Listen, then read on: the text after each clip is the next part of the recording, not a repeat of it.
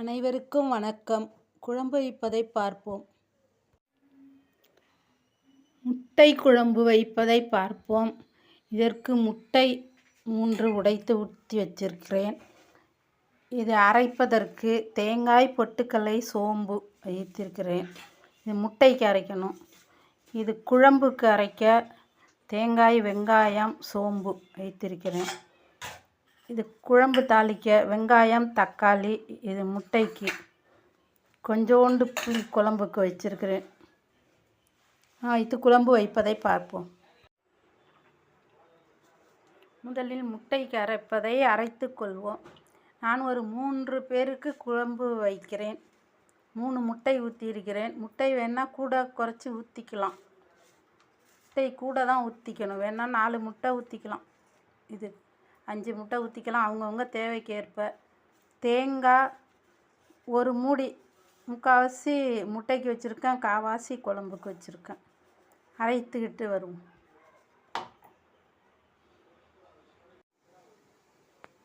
முட்டைக்கு தேங்காயை அரைத்து போட்டு கொஞ்சம் மஞ்சத்தூள், கொஞ்சமாக மிளகாத்தூள், காரத்துக்கு தகுந்தாப்புல மிளகாத்தூள், உப்பு போட்டுக்கும். வெங்காயத்தை வதக்கி போடுவோம். வெங்காயம் வதங்கி விட்டது. இதை முட்டையில் போடுவோம்.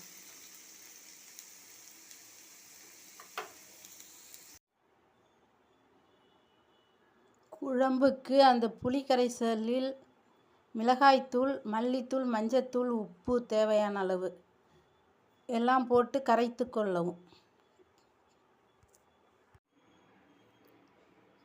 குழம்பு தாளிப்போம். ஒரு பட்டையும் ஒரு கிராம்பும் போட்டுக்கொள்வோம்.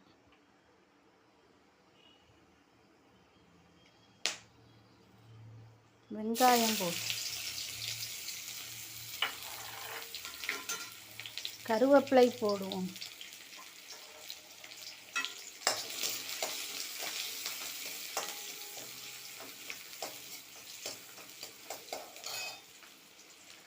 வெங்காயம் வதங்கிய தக்காளி,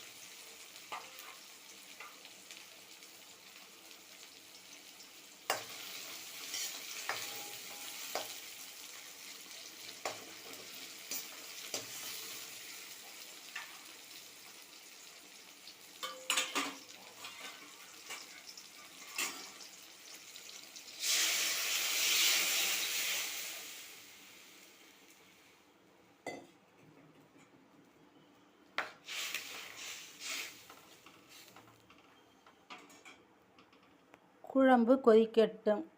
முட்டையை அடை ஊற்றுவோம். முட்டையில் எல்லாவற்றையும் ஒன்றாக கலக்கி தோசைக்கல்லில் ஊற்ற வேண்டும். முட்டையை நல்லா அடித்து கலக்க வேண்டும். முட்டையை இதுபோல் நன்றாக அடித்து கலக்கினால் இப்படி தோசை மாவு மாதிரி வரும். இதை அப்படியே தோசைக்கல்லில் ஊற்ற வேண்டியது.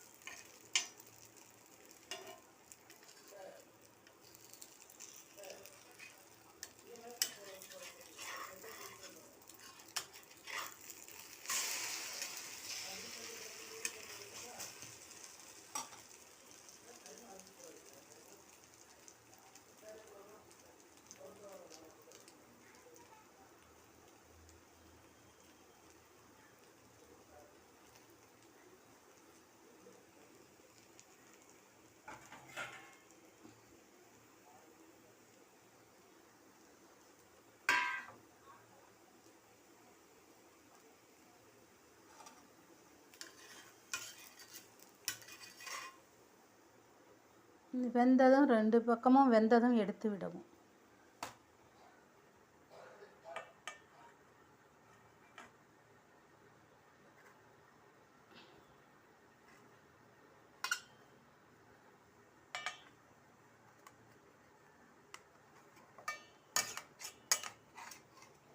இதை இப்படி கட் பண்ணி எடுத்து குழம்பு கொதித்ததும் இப்படி போட வேண்டியதுதான் குழம்புல.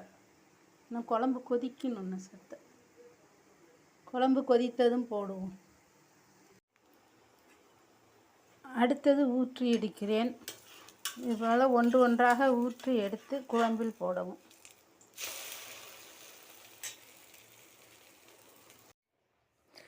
முட்டையை அடை ஊற்றுவதற்கு முட்டை மட்டும் ஊற்றுங்கள், தண்ணி ஊற்றி விடாதீர்கள்.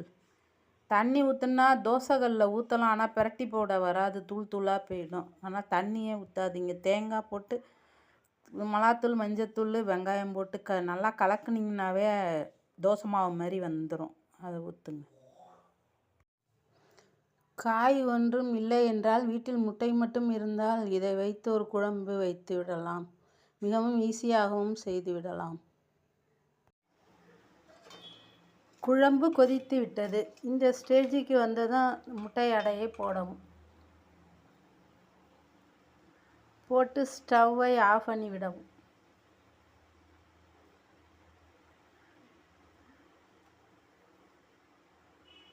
இது மிகவும் சுவையாக இருக்கும்.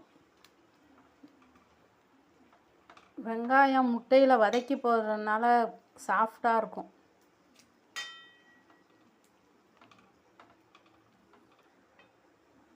குழம்பு ரெடியாகிவிட்டது. இது மிகவும் ட்ரெடிஷ்னலான குழம்பு. ஈஸியாக செய்து விடலாம். முட்டை அடையும் ரெடியாகிவிட்டது. குழம்பும் நன்றாக இருக்கும். நீங்களும் இதுபோல் செய்து பாருங்கள். செய்துவிட்டு கமெண்ட் சொல்லுங்கள். சப்ஸ்கிரைப் பண்ணுங்கள். தேங்க்யூ.